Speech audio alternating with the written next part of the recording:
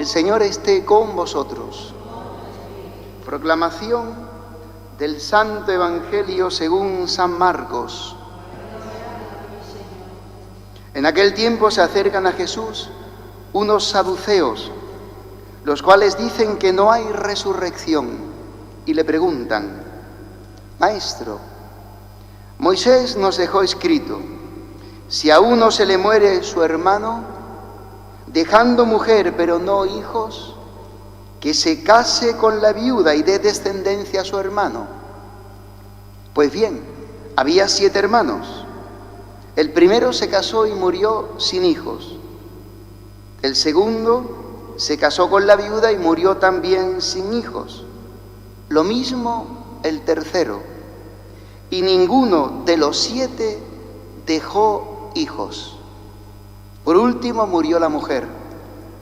Cuando llegue la resurrección y resuciten, ¿de cuál de ellos era mujer? Porque los 7 han estado casados con ella. Jesús les respondió: ¿no estáis equivocados por no entender la Escritura ni el poder de Dios? Pues cuando resuciten, ni los hombres se casarán, ni las mujeres serán dadas en matrimonio, serán como ángeles del cielo. Y a propósito de que los muertos resucitan, ¿no habéis leído en el libro de Moisés, en el episodio de la zarza, lo que le dijo Dios? Yo soy el Dios de Abraham, el Dios de Isaac, el Dios de Jacob. No es Dios de muertos, sino de vivos. Estáis muy equivocados. Palabra del Señor.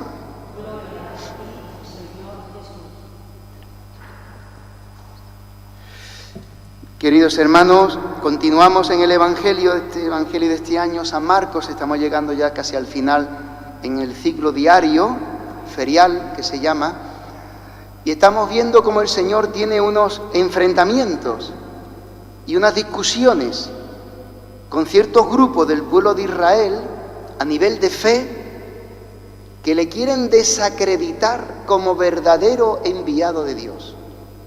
De tal manera que veíamos ayer cómo los fariseos le preguntaban sobre el tributo, el impuesto que hay que pagar al César, y ya decíamos una palabra sobre ese tema.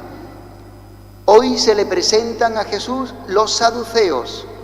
Hay distintos grupos en Israel a nivel religioso. Están el sumo sacerdote y los sumos sacerdotes. Están los levitas, están los fariseos, están los saduceos, que es un grupo religioso pero muy politizado, muy ideologizado, que tienen una fe, diríamos, no completa, equivocada. Jesús hoy se lo dice: estáis muy equivocados. Y otros grupos, ¿por qué le traen a Jesús esta pregunta? Que es una pregunta que no es realista, que es hipotética.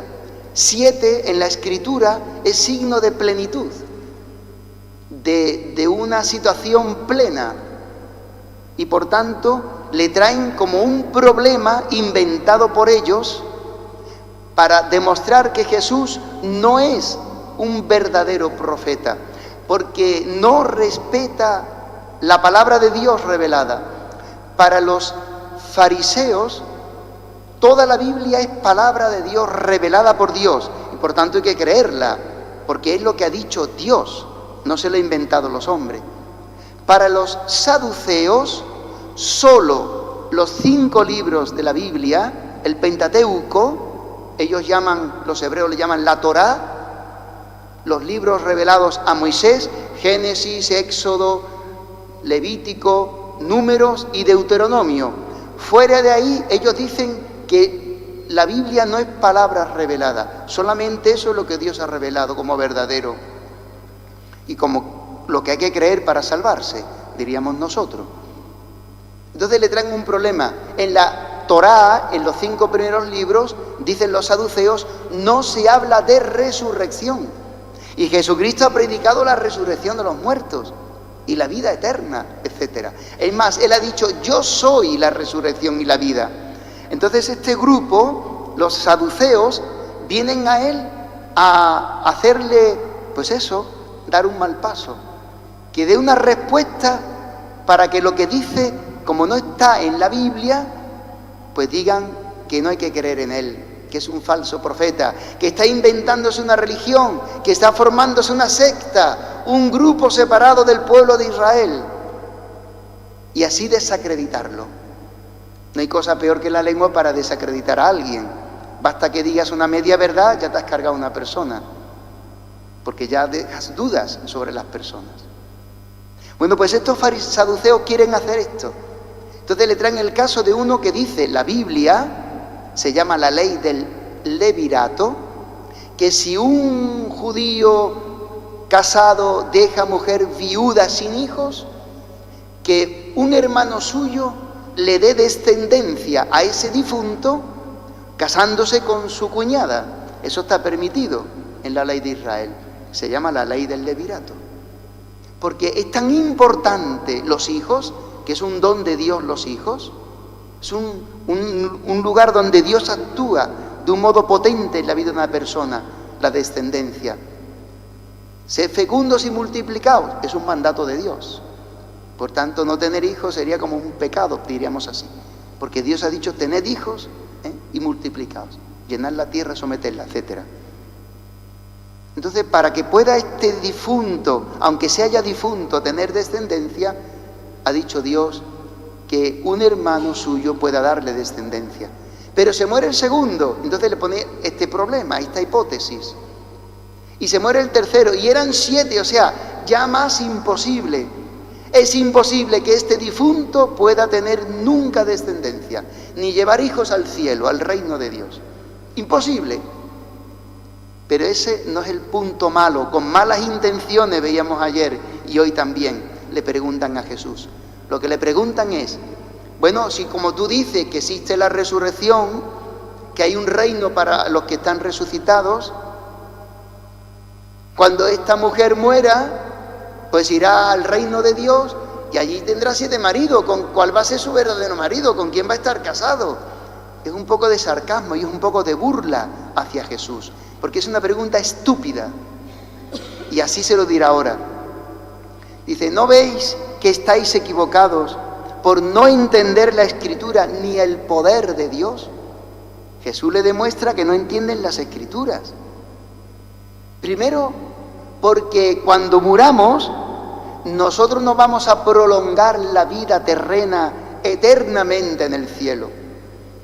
Pobrecillo, ¿no? Porque aquel que sea un gordito con 200 kilos, pues toda la eternidad con 200 kilos, ¿verdad?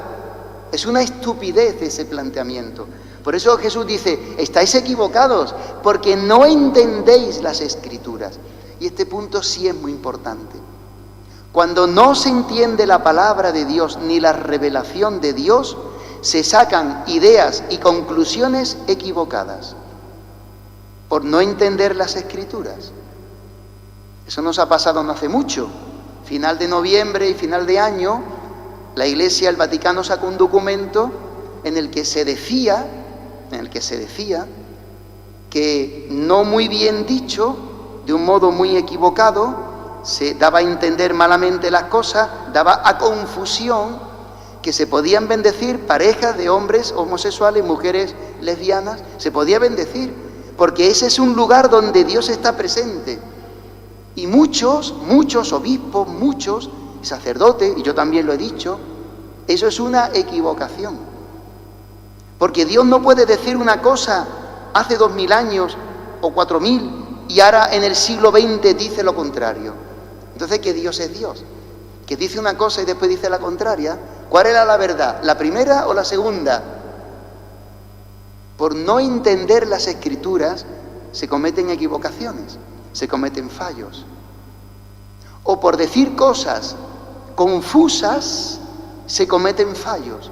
Y se dicen cosas confusas porque la base está confundida. ¿Qué dice esta palabra? ¿Qué dice Jesucristo? Que es muy importante conocer las Escrituras y la revelación de Dios. Porque la palabra de Dios siempre es la misma. Tu palabra es eterna, dice un salmo. Y por tanto, lo que Dios ha dicho al principio de la humanidad seguirá siendo válido al final de los tiempos, porque es la palabra verdadera revelada de Dios. El problema está en no entender las Escrituras. Eso tanta gente en la historia de la Iglesia le ha pasado. Son las herejías, son las doctrinas falsas. San Pablo habla en la primera lectura a un discípulo suyo, Timoteo, y le dice: guarda el depósito de la fe. Lo que yo te he transmitido fielmente, guárdalo, porque eso es palabra de Dios revelada. Entonces, ¿dónde está la verdad de la palabra de Dios revelada? En la Iglesia. Pero la Iglesia se puede equivocar.